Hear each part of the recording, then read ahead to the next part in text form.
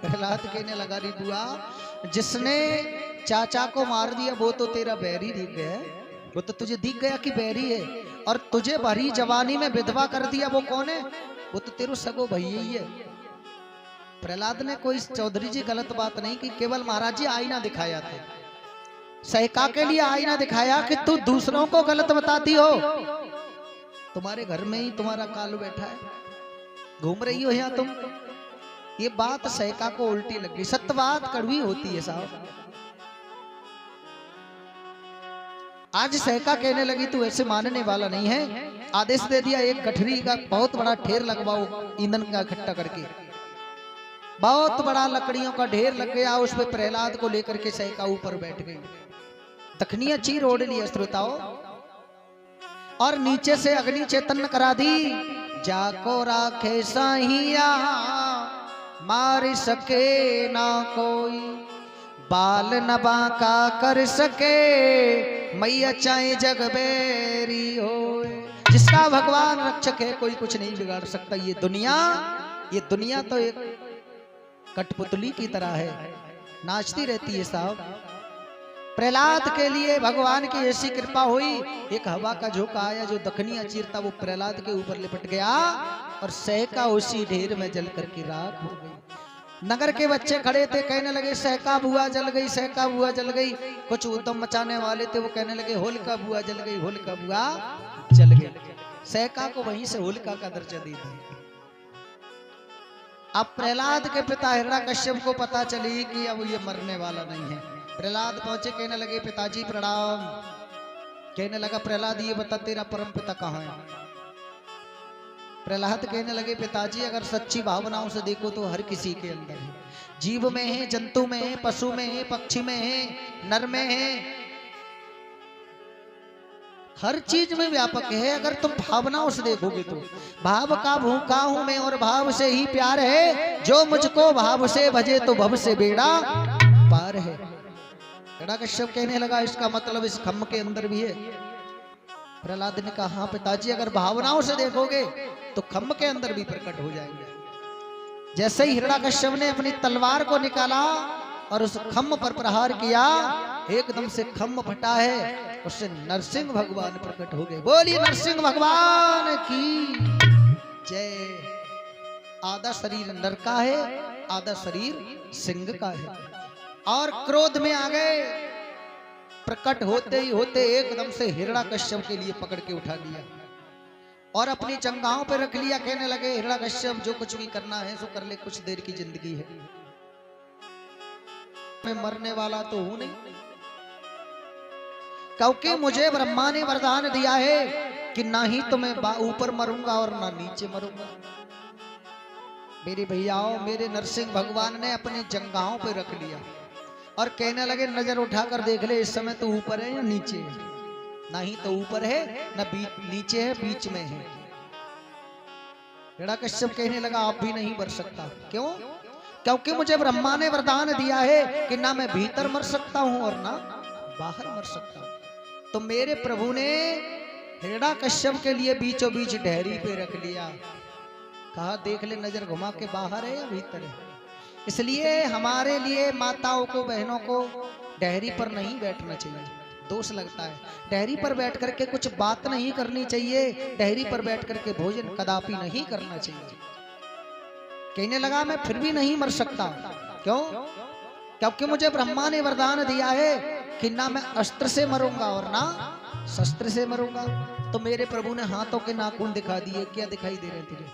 शस्त्र दिखाई दे रहे हैं या अस्त्र? कहने लगा फिर भी नहीं मर सकता। अरे मुझे ब्रह्मा ने वरदान दिया है कि ना मैं नर से मरूंगा और ना पशु से मरूंगा। नरसिंह भगवान कहने लगे अबू तेरी आंखें फूट रही हैं, अरे मैं तुझे नर दिखाई देता हूं या पशु? इसीलिए तो मैंने आधा शरीर नर का बनाया और आधा शरीर सिंह का बनाया है। कहने लगा फिर भी नहीं मरूंगा प्रभु, मुझे ब्रह्मा ने वरदान दिया है कि ना मैं तो दिन में मरूंगा और ना रात में। भगवान कहने लगे नजर उठाकर देख ले इस समय दोनों वक्त मिल रहे हैं, सूर्य अस्त हो रहे हैं, ना तो दिन है और ना रात है। कहने लगा फिर भी नहीं मरूंगा प्रभु, मुझे ब्रह्मा ने वरदान दिया है कि ना मैं तो दिन में मरूंगा और ना रात में। भगवान कहने लगे नजर उठाकर देख ले इस समय दोनों वक्त मिल रहे हैं, सूर्य अस्त हो रहे हैं, ना तो दिन है और ना रात है। इसलिए हमें या तो भोजन करना है तो सूर्यास्त से पहले कर लेना चाहिए या फिर सूर्यास्त के बाद करना चाहिए। अगर सूर्यास्त होते समय हम भोजन पा रहे हैं तो वो राक्षसी भोजन हो जाता है। श्रोताओ, ध्यान देने की बातें हैं ये।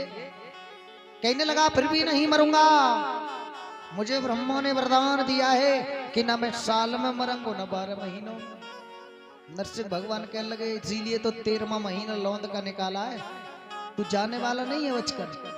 आज जैसे ही भगवान ने अपने नाखूनों का प्रहार किया कुछ हिरण्याकश्यप का भी उद्धार कर दिया। बोली नरसिंह भगवान की जय। एक भगवान का भजन बोलेंगे सभी भक्त।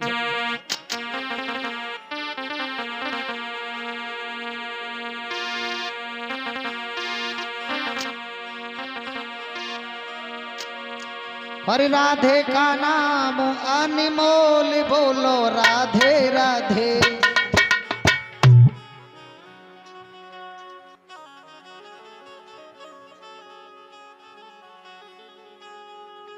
बोलन पर जाता ना हूं तो बहुत बोलता जो ध्यान राखी सब जनी। हाँ ऐसे गा रही हैं गुरुजी जी जैसे ना झापड़ मार के ना जबरदस्ती के पा रहे हो। हम कहा हमारे ताई गा रही हो, अपने ताई कमा रही हो तुम चौमैया हैं, फिर ऐसी कंजूसी काहे कर रहे हो।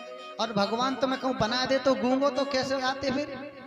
आप ये देखिए आप सर्व संपन्न हैं हर चीज से, आपके अंग सब सही हैं। जिनसे पूछो इनके पैर नहीं है वो बेचारे तरस रहे हैं कि हम भी जाकर के कथा सुनते। जिनसे पूछो जिनके हाथ नहीं है वो भी ये सोच रहे होंगे भगवान अगर हाथ होते तो मैं बहुत जोर से ताली बजाता। और जिनसे पूछो जिनके विचारों के बोलने के लिए बाड़ी नहीं है वो भी आत्मा ये कह रही है अगर मेरे बाड़ी होती तो इन सबके बीच में खड़ा होकर बहुत जोर से वो चिल्ला। और तुम्हें तो हर चीज दे दी भगवान ने, फिर भी कंजूसी कर रहे हो। अरे नारायण।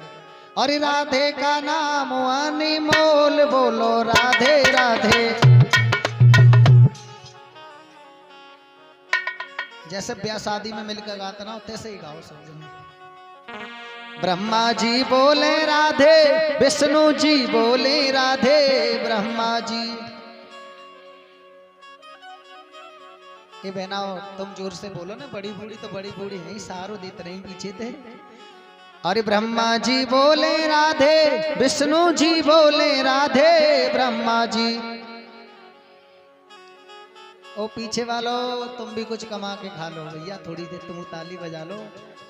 और शंकर के डमरू से आवाज आई राधे राधे। शंकर के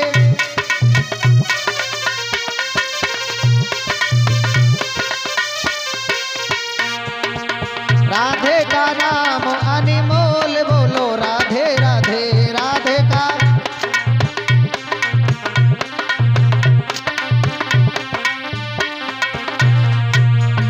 चंदा भी बोले राधे, सूरज भी बोले राधे। चंदा भी बोले राधे, सूरज भी बोले राधे। चंदा भी तारों के मंडल से आवाज आई राधे राधे। तारों के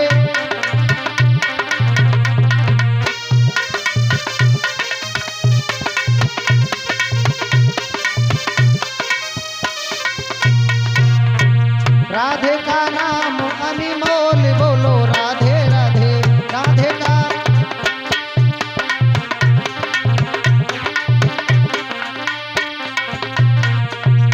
भैया भी बोले राधे, मैया भी बोले राधे। भैया भी बहनों के मुख से आवाज आवे राधे राधे। बहनों के मुख से आवाज आवे राधे राधे।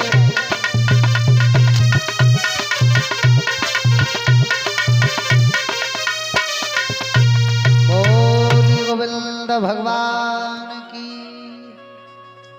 अब एक बात याद आ गई बता दूं सुरेंद्र है, जब पीछे ना बैठे हैं 4-5 जन अमीन साहब वो नहीं में मिल गए जाएंगे, उन्हें दिख रही जहां रहेंगे तो ताली बजानी पड़ेगी, इसलिए पीछे बैठे हैं।